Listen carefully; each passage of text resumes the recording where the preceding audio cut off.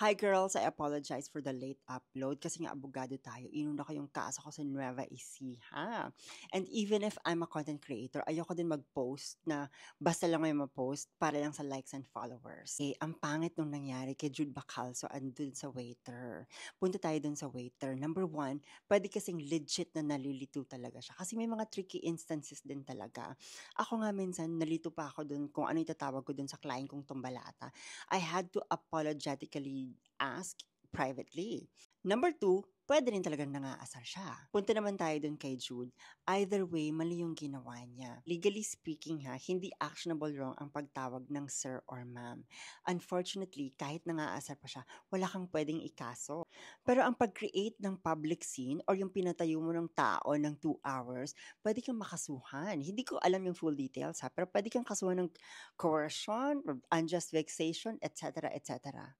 Isa pa, where do you get the authority to make a person stand for 2 hours? And napaka-counterproductive nung nangyari. How many people do you think are now calling Jude sir?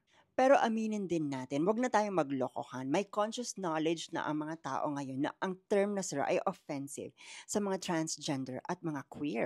Oo, let's formalize it. Offensive siya. Parang 'pag mataba, 'pag sinabi ng tao na, "Na-o-offend ako kapag tinatawag mo akong mataba," you don't say na, totoo naman talaga mataba ka." Salutation ang sir at ma'am. Pero ngayon ginagamit na siya ng mga tao as a weapon to commit acts of aggression. Ibig sabihin, may awareness na ngayon. So 'pag ginamit mo ang sir to offend, hindi siya actionable wrong, pero definitely it's morally wrong. So attorney, ano nang gagawin natin ngayon? Kasi mauulit pa 'to. Well, hindi ko alam. Kaya nga ako nag-affirm kasi aalis na ako sa impyernong ito. Question, government problem ba 'to? Well, masarap naman talaga kapag tinatawag kang ma'am kasi it's a gender affirmation. Pero mahirap kasing mag-institutionalize ng batas para i-compel mo yung tao na tawagin kang ma'am.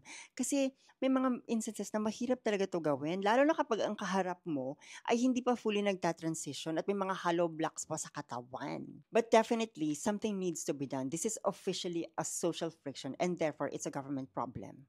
At may regulatory power ang government over businesses para mag-enforce ng code of conduct to prevent oppressive acts. Bottom line is, this is a call for us to respect each other's journey. Let's prioritize kindness. Pero alam niyo kung ano yung pinakawalang kapatawaran? Yung mga LGBTQ na nag-post at inaway pa si Jude, dinagdagan niyo pa yung sitwasyon. Girls, let's be on each other's side. Kung nagkamali, don't add to the pain. Lahat tayo nagkakamali.